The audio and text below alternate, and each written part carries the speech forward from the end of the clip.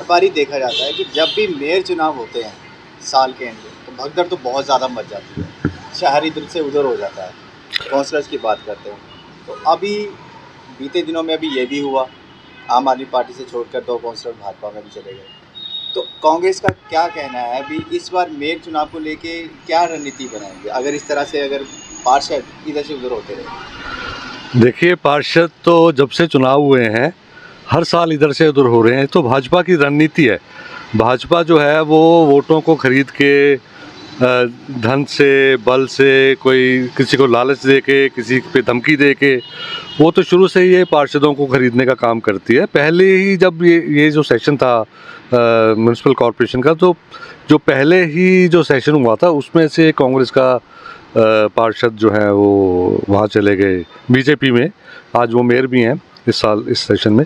तो बीजेपी का तो ये काम है, तो वो दबाव डालते रहते हैं। 2 बातें हैं, एक तो यहाँ पे एंटी डिफेक्शन लॉ जो है लोकल बॉडीज़ पे वो नहीं होता, उसकी बहुत ज़रूरत है। कम से कम जो वोटर्स हैं जिन्होंने एक पार्टी की आइडियोलॉजी पे किसी को चुन के भेजा है, वो एक ठगा सा महसूस करते हैं जब उनका जो पार्षद है वो छोड़ के दूसरी पार्टी ज्वाइन कर लेता है, क्योंकि उन्होंने उसके मुंह पे तो वोट दिए नहीं है, उन्होंने पार्टी के सिंबल पे वोट दिए हैं। तो ये एक नैतिक जो है ये एक समस्या है को, और ये एथिक्स के खिलाफ है। और दूसरा ये है कि मनीष तिवारी जी बड़ी देर से जोर लगा रहे हैं कि इन सब समस्याओं का ये हल है कि मेयर इन काउंसिल बना दिया जाए 5 साल का, जिसका डायरेक्ट इलेक्शन हो, तो उससे भी ये खरीदो फरोख्त जो है वो बंद हो सकती है। चंडीगढ़ जैसे शहर में ऐसा होना बड़े दुखदाई बात है, बड़े खेद की बात है। और चंडीगढ़ ने तो जैसे अनिल मसीह ने किया था, बिल्कुल शरेआम वोटों की चोरी की थी, ऐसे भी कई कांड देखे हैं। चंडीगढ़ के लिए ये बहुत अच्छी बात नहीं है। तो सर क्या कारण रहता है कि एक काउंसलर कितने समय तक एक पार्टी में रहता है और उसे ऐन मौके पर दूसरी पार्टी में जाना पड़ जाता है? क्या पार्टी की तरफ से उसमें कोई कमी नज़र आती है या पार्टी में उसको कोई कमी नज़र आती है? नहीं, पार्टियों में तो कमी कैसे होगी, क्योंकि उसी पार्टी का तो वो हिस्सा रहा है कई साल से, उसी पार्टी के चुनाव चिन्ह पे वो चुनाव जीता है। मुझे लगता है कि इसके बारे में जनता को, चंडीगढ़ के वोटर्स को जागरूक होना चाहिए। जो आदमी एक पार्टी छोड़ के दूसरी पार्टी में जाता है उसका बॉयकॉट होना चाहिए अगले इलेक्शन में। वोटर्स को, अगर ये वोटर्स दबाव डाल देंगे कि जो पार्षद जाता है दूसरी पार्टी में उसको अगली बार से वोट नहीं देंगे, उसको बेईमान की कैटेगरी में अगर वो खड़ा कर देंगे, तो मुझे लगता है कि इसका हल हो सकता है। तो इसकी जागरूकता कांग्रेस पार्टी जो है वोटर्स में जाएगी, वोटर्स को समझाएगी कि आप, चंडीगढ़ एक पढ़े लिखे लोगों का शहर है, समझदार लोगों का शहर है, तो यहाँ से एक आवाज़ उठनी चाहिए कि जिसने दल बदला वो हमारे दरवाजे पे दोबारा ना आए वोट मांगने। अगर ऐसा हो जाए तो बड़ा अच्छा हो जाएगा। लेकिन पार्टियां तो कहती है कि चलो वेलकम होम बैक हो जाता है उनका, फिर दोबारा से वापसी हो जाती है। राजनीति में मतलब लोगों से कॉन्टैक्ट बना लेते हैं एक तरफ और यूज़ हो जाते हैं दूसरी तरफ। ये आप भी जानते हो, हम भी जानते हैं, चंडीगढ़ की जनता भी जानती है कि वेलकम होम क्यों होता है और वापसी क्यों होती है और इलेक्शन से पहले ये सब क्यों होता है। ये सब ये आप बात को ढकी रहने दीजिए, ये सब पता है क्या हो रहा है। तो इस बार फिर कांग्रेस पार्टी अपना मेयर खड़ा कर पाएगी? इस पर विचार कर रहे हैं हम पार्टी में, तो विचार करके ये करेंगे, क्योंकि हमारा जो संख्या है वो कम है। अगर दूसरे हमें वोट नहीं करते तब तो हमारा मेयर जीतना थोड़ा सा मुश्किल है। लेकिन हम इस पे विचार करेंगे कि हमें इस बार अपना मेयर खड़ा करना है या नहीं करना। लेकिन एक वादा हम कर सकते हैं चंडीगढ़ की जनता से कि जो 27 में 26 के इलेक्शन के बाद जो 27 में जब मेयर का चुनाव होगा तो उसमें कांग्रेस का मेयर 100% बड़े जोर शोर से आएगा। इस बार आम आदमी पार्टी का साथ कितना रहेगा कांग्रेस पार्टी का, जो कहते हैं कि अलग हो चुकी थी? देखिए, 2 चीज़ें हैं इसमें। सबसे पहली बात तो यह है कि आप पिछले 10-11 साल में भाजपा का हमने कारगुजारी देखी है। पहले उनके मेंबर पार्लियामेंट रहे 10 साल, उसके बाद 1 साल को छोड़ के पिछले 10-11 साल से उनका एमसी में भी उनका कब्जा रहा है।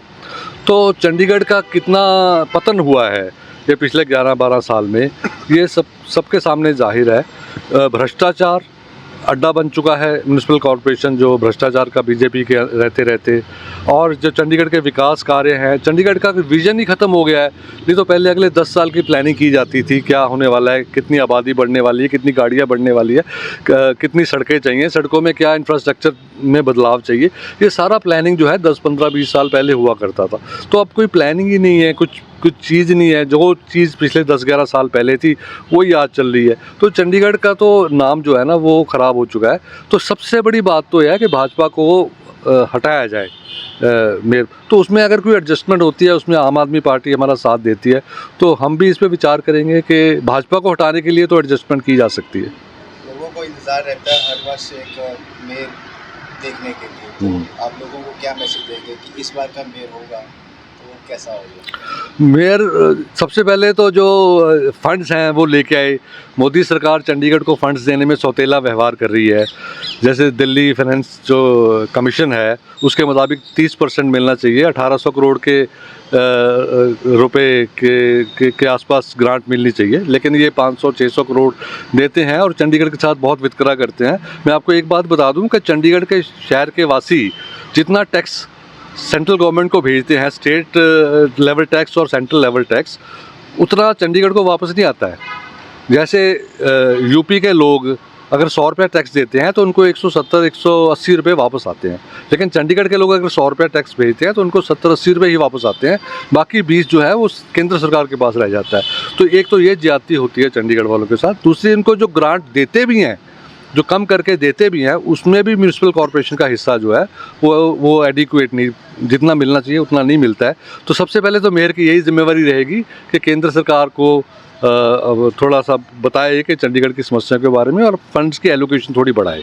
फंड्स की बात करते हैं तो पिछले दिनों एक कॉन्फ्रेंस में कांग्रेस लीडर ने ये कहा था कि हमने तो जो भाजपा है वो फंड्स को यूज़ कर ही नहीं रही थी, उल्टा हमने उनसे लेकर यूज़ किया है। तो नहीं, वो भी बात है कि जो फंड्स किसी चीज़ के लिए एलोकेट हो गए हैं तो वो वहीं पड़े रहते हैं। इनको समझ ही नहीं है प्रशासन कैसे चलाना है, एडमिनिस्ट्रेशन कैसे चलानी है। तभी तो ये शहर का ये हाल हो रहा है कि जो एक तो फंड्स की कमी है, दूसरा जो फंड्स एलोकेट हुए हैं किसी प्रोजेक्ट के लिए उनको यूज़ नहीं करते हैं। उनको समझ ही नहीं आती है कि हम इसको प्रॉपर टाइम पे इसका टेंडर निकालें या प्रॉपर टाइम पे इसकी काम शुरू करें। तो जब तक वो उनको समझ में आती है, होश आती है, तब तक वो 31 मार्च आ जाती है, तब तक वो एक्सपायर हो जाता है पीरियड। लोगों को कोई संदेश देना चाहेंगे सर? चंडीगढ़ के समझदार वोटर्स को यही है, एक तो जो दल बदल कानून के बारे में वो थोड़ा सोचें और जो दल बदल करने वाले पार्षद हैं उनका बॉयकॉट करें। और दूसरा, थोड़ी सी नज़र रखें पिछले कुछ सालों में जो म्यूनिसिपल कॉर्पोरेशन की एफिशिएंसी जो है, दक्षता है, वो बहुत कम हुई है और ये भ्रष्टाचार का भी अड्डा बन चुका है।